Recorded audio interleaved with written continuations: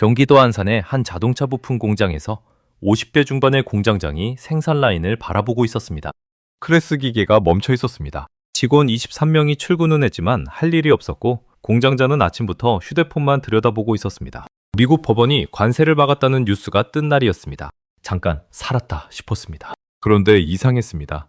완성차 업체에서 연락이 없었습니다. 수출 물량 회복 얘기도 없었습니다. 오히려 그날 오후 거래처 구매 담당자에게서 짧은 문자 한 통이 왔습니다. 일단 대기해주세요.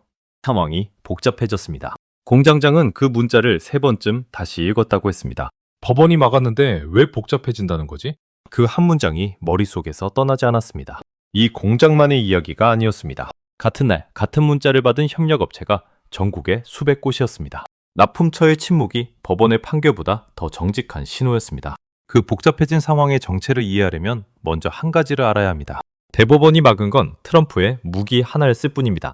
트럼프에게는 무기가 하나 더 있었고 그건 상한도 없고 법원이 막기도 훨씬 어렵고 무엇보다 훨씬 더 정밀하게 작동합니다. 국가 전체를 때리는 게 아니라 원하는 품목과 기업만 골라서 때릴 수 있는 무기입니다. 그게 바로 지금 한국을 겨냥하고 있는 것입니다.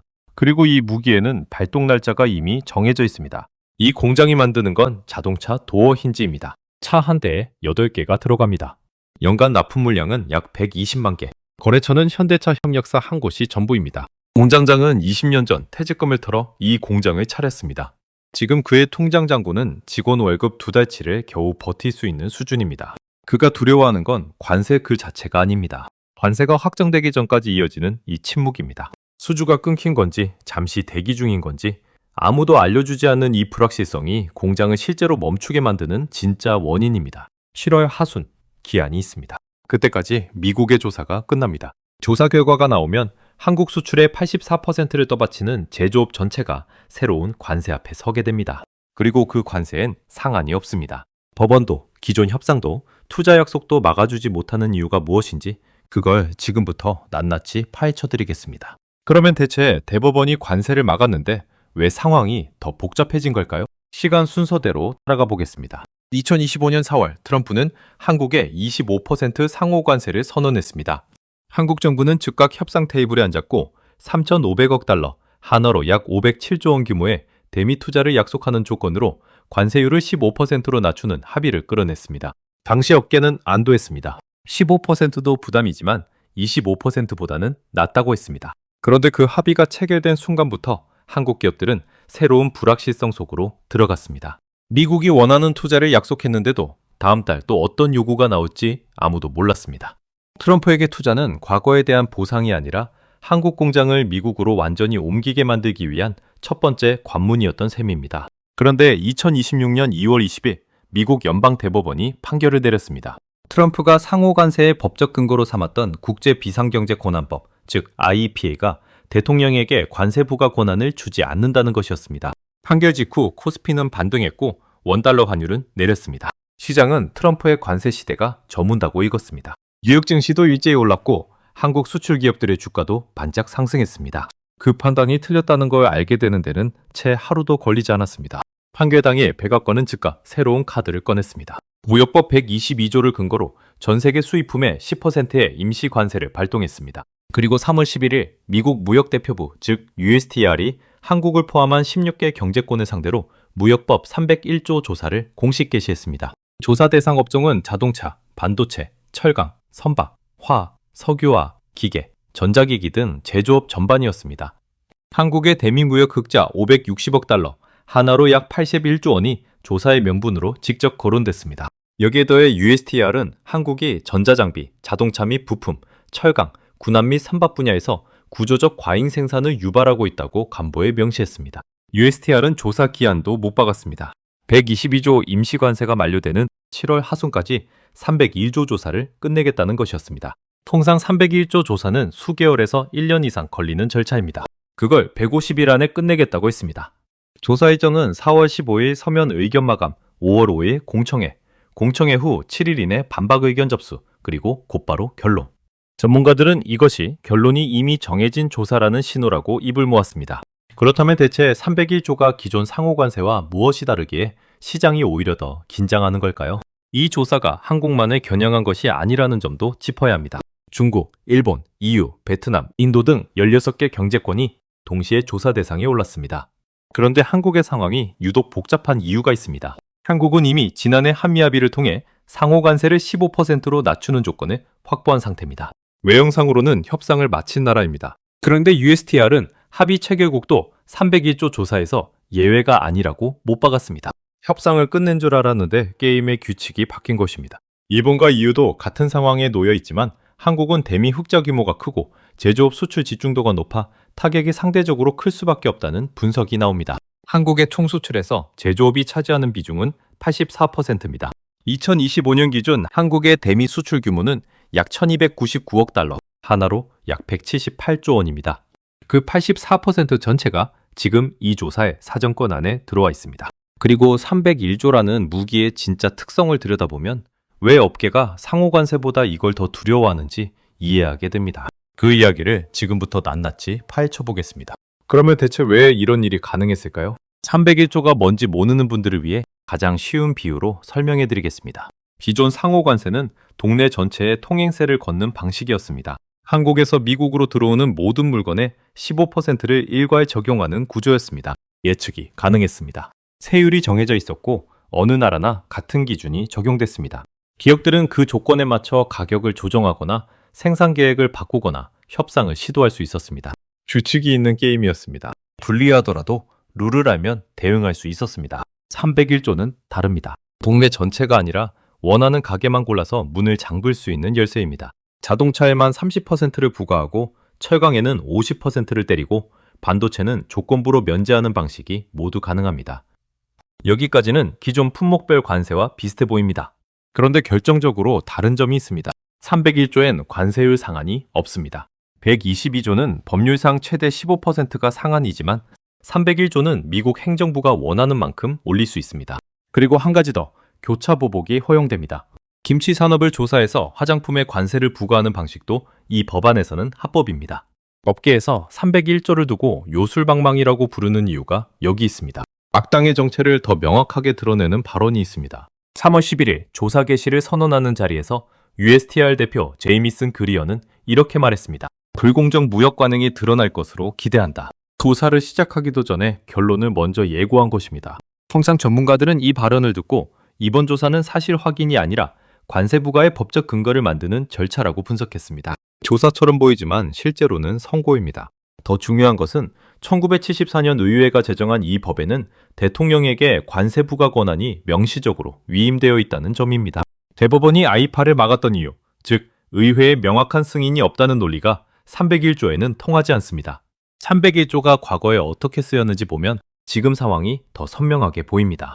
트럼프 임기 시절 미국은 301조를 근거로 중국산 수입품 약 3,600억 달러, 하나로 약 521조 원어치의 고율 관세를 부과했습니다.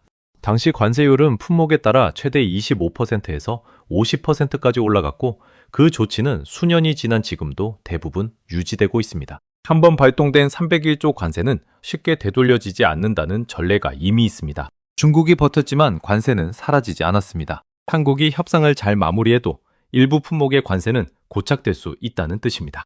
그리고 이번에는 중국만이 아니라 한국도 그 사정권 안에 들어와 있습니다. 더 소름 돋는 건 조사 범위입니다. USTR은 이번 조사가 제조업 가잉 생산에만 국한되지 않는다고 밝혔습니다. 디지털 서비스세, 의약품 가격 정책, 농산물 시장 개방, 수산물 비관세 장벽까지 추가 조사 대상으로 거론됐습니다. 한국의 건강보험 약가 협상 구조도 쟁점으로 부상할 수 있다는 분석이 나왔습니다. 쿠팡을 둘러싼 한국 정부의 규제 방식도 이미 미국 의회 청문회에서 한 차례 도마 위에 오른 상태입니다. 제조업을 넘어 의료와 농업, 디지털 산업까지 확장될 수 있는 무기라는 뜻입니다.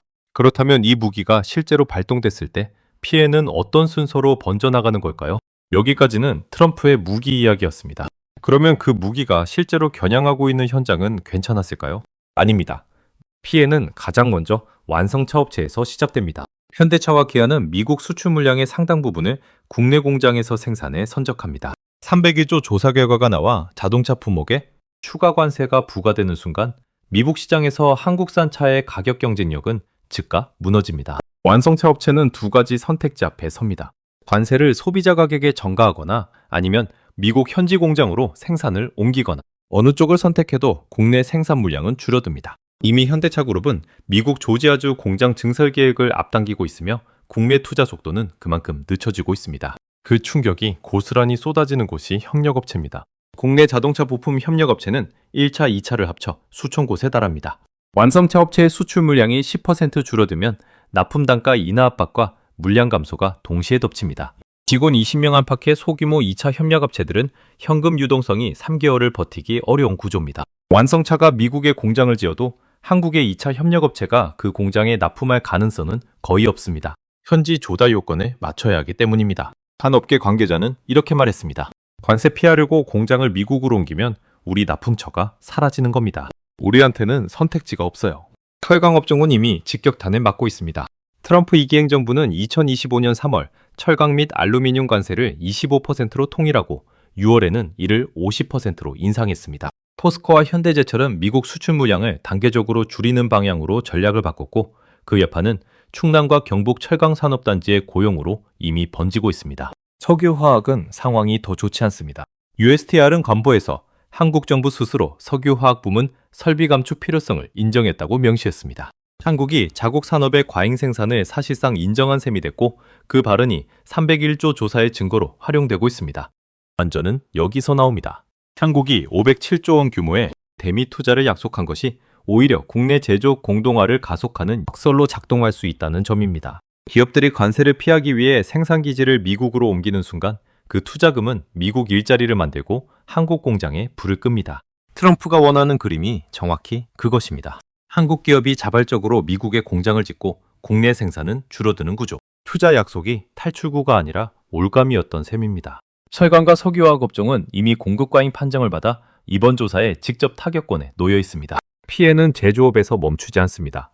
301조 조사 범위에 의약품, 약가, 정책과 농산물 시장이 포함될 경우 한국의 건강보험 약가 협상 구조 자체가 미국의 압박 대상이 됩니다. 약값이 오르면 건강보험 재정이 흔들리고 그 부담은 결국 보험료 인상으로 이어집니다. 농산물 시장 개방 압박이 현실화되면 쌀과 축산물 가격 구조가 흔들립니다. 제조업 종사자의 월급부터 시작해서 퇴직연금의 주식 비중, 동네 약국에서 내는 본인 부담금까지 301조의 파장이 닿지 않는 곳이 없습니다. 그렇다면 정부는 이 상황을 막을 수 있을까요? 정부가 꺼낸 첫 번째 카드는 서면 의견 제출이었습니다. USTR이 4월 15일까지 이해관계자들의 의견을 받겠다고 창구를 열었고 한국 정부는 업계와 협의해 공식 의견서를 제출할 계획이라고 밝혔습니다. 산업통상자원부 장관과 통상교섭본부장을 미국에 파견해 그리어 USTR 대표, 러트닉 상무부 장관과 직접 면담도 했습니다. 외형상으론 적극적인 대응처럼 보였습니다. 그런데 그 이면을 들여다보면 얘기가 달라집니다. 통상교섭본부장은 면담 후 12개월의 조사기간 동안 협상의 여지가 있다고 했지만 USTR이 공식 발표한 조사 기한은 150일이었습니다. 탈출구 하나가 막혀 있습니다. 조사를 시작하기도 전에 결론을 예고한 그리어의 발언이 있었습니다. 의견서를 아무리 정교하게 써도 공청회에서 아무리 논리적으로 반박해도 이미 방향이 정해진 절차 안에서는 실효성이 제한적입니다. 실제로 USTR은 이번 조사 일정을 공청회 후 7일 이내에 반박 의견을 접수하고 곧바로 결론을 내는 방식으로 설계했습니다. 통상 1년 이상 걸리는 301조 조사를 150일 안에 끝내겠다는 일정 자체가 결론이 먼저 있고 절차가 뒤따르는 구조임을 보여줍니다. 정부가 내세우는 또 다른 카드는 3,500억 달러 대미 투자 공약입니다. 미국 경제에 대한 기여도, 고용 창출, 투자 실적을 전면에 내세워 한국산 핵심 품목의 관세 예외를 확보하겠다는 전략입니다. 그러나 이 전략에도 구조적 한계가 있습니다. 투자 규모가 크다고 해서 자동으로 관세가 낮아지는 공식은 없습니다. 대만의 경우 반도체 부문에서 미국 내 생산시설 신설을 조건으로 관세 면제 혜택을 받는 방식이 별도 합의로 구체화됐습니다. 한국은 아직 그 수준의 품목별 면제 조건을 끌어내지 못한 상태입니다. 투자 약속은 협상 테이블에서의 카드일 뿐 자동 면제권이 아닙니다. 탈출구 둘이 막혀 있습니다. 한국은 지난해 한미 관세 합의를 통해 이미 15% 관세율을 적용받는 조건을 확보했습니다. 정부는 그 합의가 유효하다는 점을 협상 레버리지로 내세웠습니다. 그러나 USTR은 공식 브리핑에서 기존 합의는 유지되지만 301조 조사는 별개이며 합의 체결국에도 추가 관세나 다른 조치가 이어질 수 있다고 못 박았습니다. 한미 합의가 301조 면제 카드가 아니라는 사실을 미국이 직접 확인해 준 것입니다. 푸섬 킬조 원 투자 약속도 마찬가지입니다. USTR은 대미 투자 규모와 301조 조사는 별개 트랙이라는 입장을 공식화했습니다. 탈출구 셋도 막혀 있습니다. 3호 관세가 대법원에서 막혔던 것처럼 301조도 법원에서 제동을 걸 수 있지 않느냐는 기대가 일각에서 나왔습니다. 그러나 301조는 1974년 의회가 제정한 법률로 대통령에게 관세 부과 권한을 명시적으로 위임하고 있습니다. 상호 관세의 법적 근거였던 아이파가 의회의 명확한 승인이 없이 관세를 부과했다는 이유로 무효화된 것과는 구조가 다릅니다. 법원이 막기 어려운 이유가 여기 있습니다. 서면 의견도, 기존 합의도, 사법적 제동도 3개의 탈출구가 모두 막혔습니다. 남은 변수는 하나입니다. 11월 미국 중간선거입니다. 전문가들은 트럼프가 관세 세수를 국민 지원 프로그램 약 12개의 재원으로 활용하겠다고 약속한 상황에서 선거 전에 관세를 대폭 낮출 유인이 없다고 봅니다. 오히려 301조 조사 결과를 선거 직전에 발표해 강한 대외 압박 메시지를 극대화하는 시나리오가 더 현실적이라는 분석이 나옵니다. 7월 하순 조사 결론, 그리고 11월 선거. 이 두 개의 시계가 동시에 돌아가고 있는 지금, 한국이 이 상황을 어떻게 받아들여야 하는지 그 이야기로 넘어가겠습니다. 이걸 왜 우리가 알아야 되느냐라고 물으신다면 이렇게 답하겠습니다. 지금 이 이야기는 바다 건너 미국과 한국 정부 사이의 외교 문제가 아닙니다. 출퇴근 버스 안에서 스마트폰을 보는 직장인의 월급과 노후를 위해 매달 붙는 퇴직연금과 동네 약국에서 내는 본인 부담금에 직접 닿아 있는 이야기입니다. 자동차 부품 협력업체에 다닌다면 내 일자리가, 퇴직연금의 현대차나 삼성전자 비중이 높다면 내 노후가 301조 조사 결과와 연결되어 있습니다. 한국 총수출의 84%가 제조업이라는 숫자는 통계가 아니라 이 나라에서 일하는 사람들의 생계 구조입니다. 시차만 다를 뿐 같은 길 위에 서 있습니다. 안산 공장장이 멈춰선 생산 라인 앞에서 느꼈던 그 막막함이 7월 하순 조사 결과가 나오는 순간 훨씬 더 넓은 범위로 번질 수 있습니다. 한국 총수출의 84%를 떠받치는 제조업이 흔들리면 그 충격은 대기업 실적표에만 찍히는 숫자로 끝나지 않습니다. 협력업체의 폐업 공고로, 청년 신입 채용 동결 공지로, 지역 상권의 빈가게로 번져나옵니다. 우리가 이 문제를 남의 일로 볼 수 없는 이유가 바로 여기 있습니다. 1997년 외환위기 때도 2008년 금융위기 때도 충격은 항상 뉴스보다 조용하게 먼저 현장에 도착했습니다. 지금 안산 공장의 프레스 기계가 멈춰 있다는 사실이 그 조용한 신호일 수 있습니다. 지금 우리가 주목해야 할 날짜는 2개입니다. 4월 15일 한국 정부가 USTR에 서면 의견서를 제출하는 마감일입니다. 그리고 7월 하순 301조 조사 결론이 나오는 시점입니다. 이 두 날짜 사이에 어떤 협상이 오가는지, 어떤 품목이 집중 타격 대상으로 지목되는지를 지켜봐야 합니다. 내 업종이 자동차, 철강, 석유와 반도체, 공급망과 연결되어 있다면 지금 그 노출도를 점검할 때입니다. 퇴직연금 포트폴리오에서 제조업 비중이 어느 정도인지도 확인해 보시길 권합니다. 여러분은 지금 이 상황을 어떻게 보고 계신가요? 301조가 한국 경제에 미칠 충격이 어느 정도라고 생각하시는지 댓글로 의견을 남겨주시면 함께 이야기 나눠보겠습니다. 이 영상이 도움이 되셨다면 좋아요와 구독 부탁드립니다. 정보는 평등하지 않습니다. 먼저 아는 사람이 먼저 움직입니다. 오늘 여러분이 그 먼저 아는 사람입니다.